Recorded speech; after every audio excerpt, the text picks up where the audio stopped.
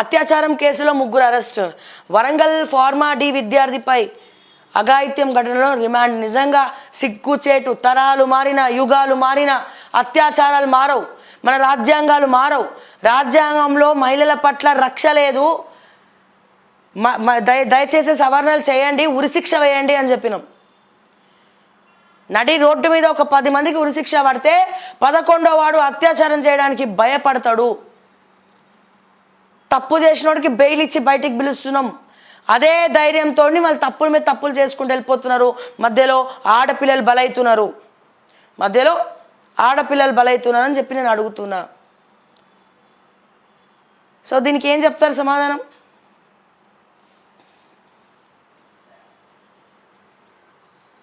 So called జర్నలిస్టుల ముసుగులలో కూడా ఉమనైజర్లు ఉన్నారు. ఇక్కడ ఈ మీకు నేను స్పెసిఫిక్గా మీకు పేర్లు చెప్పక్కర్లే. వాళ్ళు ఎవరెవరు, ఏంది, ఎవరెవరితో ఏమేమి ఇవి ఉన్నాయి అందరికీ తెలిసిన విషయమే. రీసెంట్గా కూడా ఒక విషయం కూడా బయటికి వచ్చింది. బయటికి రాకుండా ఎట్లా చేసినారు, ఎవరెవరిని ఏ మీడియాని మేనేజ్ చేసినాడు, ఎవరికి సపోర్ట్ చేసిండు రేవంత్ రెడ్డి గారు. ఎక్కడ కూడా మీడియాలో వార్తలు రాకుండా, ఎక్కడ కూడా ఆ అమ్మాయి గురించి తెలియకుండా, ఆ పెద్ద మనిషి మీద కేసు కాకుండా చూసుకుంది ఎవరు? రేవంత్ రెడ్డి కాదా? అందుకే వాళ్ళకి ఫర్గా పనిచేస్తున్నారు. అంటే ఏం చెప్తారు ఇట్లాంటి వాళ్ళు? నువ్వు ఇంకొక 3-4 వలేసి పట్టుకో, ఇంకొక 3 మందిని కూడా అట్లనే పిలిచి మోసం చేయని చెప్పి అదే చెప్తారు వాళ్ళు.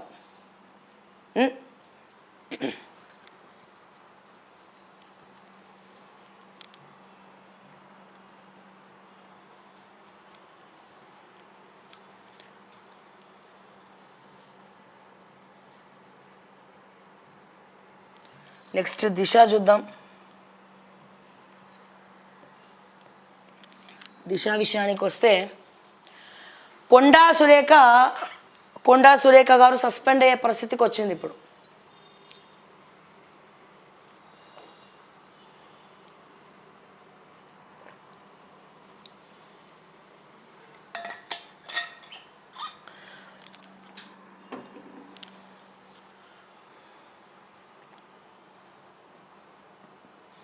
ముఖ్యంగా ఈ విషయం కూడా మనం మాట్లాడుకోవాలి. పేపర్లో లేకుండా అది కూడా మేనేజ్ చేసినట్టున్నారు. 100 కోట్ల డిఫమేషన్ వేసిండు నాగార్జున. ఎవరి మీద? కొండా సురేఖ గారి మీద 100 కోట్ల డిఫమేషన్ మాత్రమే కాదు, డైరెక్ట్గా అమలా గారు వీళ్ళకు ఉన్నటువంటి బాలీవుడ్ లింక్స్ని పట్టుకొని డైరెక్ట్గా ప్రియాంక గాంధీ గారికి కాల్ చేయడం జరిగింది. ప్రియాంక గాంధీ గారికి అమలా గారు అంటే నాగార్జున గారి భార్య అమలా గారు కాల్ చేయడం జరిగింది. ఇది మాకు వ్యక్తిగతంగా డ్యామేజ్ జరిగింది. ఇష్టానుసారం కొండా సురేఖ అనే మహిళా మంత్రి తెలంగాణలో మాట్లాడింది.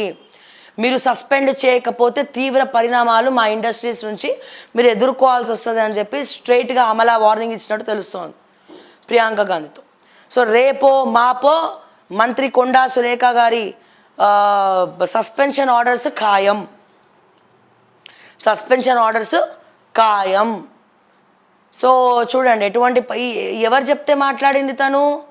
సునీల్ కనుగోలు స్కెచ్ ఇది. సునీల్ కనుగోలు రేవంత్ రెడ్డి గారి స్కెచ్. వీళ్ళిద్దరూ ఎట్లాగో వచ్చింది కదా అని కొండా సురేఖ కానీ రెచ్చగొట్టినారు. దేనికోసం రెచ్చగొట్టినారు? ఐటీసీ ప్రెసిడెన్షియల్ సూట్లో సునీల్ కనుగోలు ఉంటున్నారు.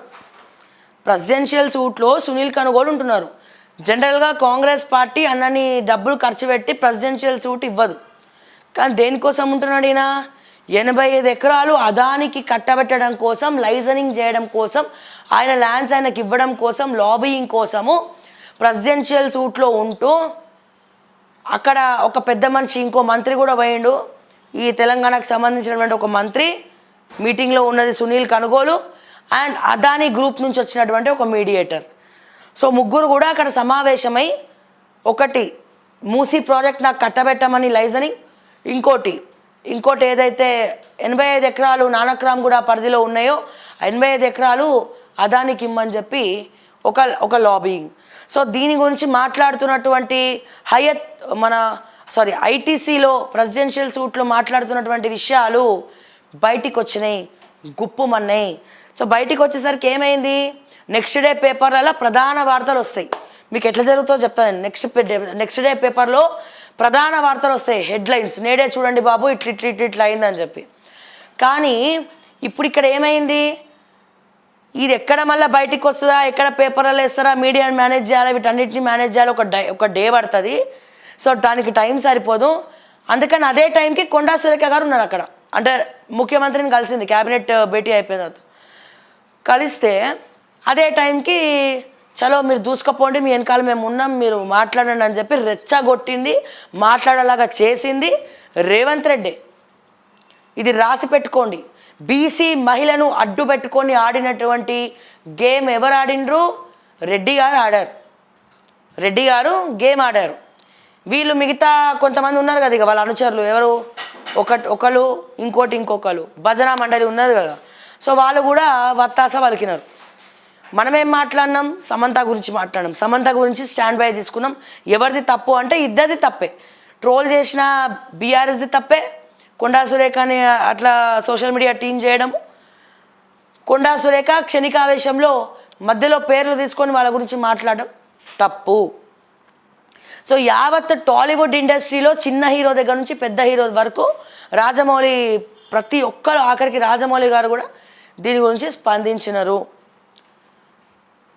సో అంటే వేరే రాష్ట్రాలలో ఉన్నటువంటి సినిమా ఇండస్ట్రీకి సంబంధించిన వాళ్ళు కూడా వాళ్ళ ఎక్స్లలో, వాళ్ళ ట్విట్టర్లలో ట్వీట్ చేస్తూ ఉన్నారు దీని గురించి. ఆఖరికి నిన్న కొండా సురేఖ గారు తన ట్విట్టర్ అకౌంట్ డిలీట్ చేసి, ఎక్స్ అకౌంట్, ఈ ఎక్స్కో దండం, ట్వీట్కో దండం అని ఆఖరికి అకౌంటే డిలీట్ చేసేసింది. సో ఇప్పుడు ఇది తన మెడకి చుట్టుకోబోతోంది. ఏ రేవంత్ రెడ్డి కూడా వచ్చి నువ్వు మాట్లాడమంటే మాట్లాడిండ్రు, కానీ ఏ రేవంత్ రెడ్డి వచ్చి కూడా కాపాడు. డైరెక్ట్ కాల్ అమల గారు ప్రియాంక గాంధీకి చేసినారు.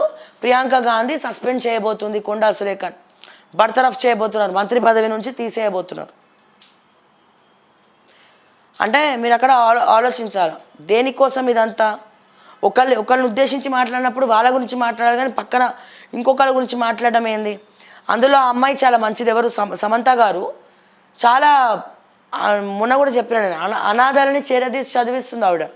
ఎంతోమందికి ఆపరేషన్లు చేయించింది, హీరోయిన్స్లో చాలా తక్కువ, చాలా అరుదు. అటువంటిది తన ఇన్కమ్ని సగం ప్రజలకే పంచిపెడతా ఉంది.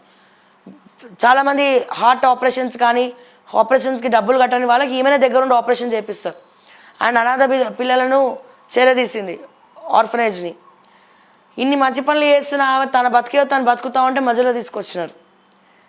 సో ఇవన్నీ కూడా ఆత్మ పరిశీలన చేసుకోవాలా. ట్విట్టర్ అకౌంట్ కూడా డిలీట్ చేసింది. రేపో మాపో మంత్రి కొండా సురేఖ మాజీ మంత్రి కాబోతోంది. జై భవానీ. సస్పెండ్ చేయబోతున్నారు. ఎందుకు అంటే చాలా సీరియస్గా నాగార్జున కుటుంబం ఈ విషయాన్ని తీసుకుంది. డైరెక్ట్గా ప్రియాంక గాంధీ గారికే కాల్ చేసింది, అమల గారు కాల్ చేశారు అంటే దాని అర్థమైంది. ఆలోచించండి.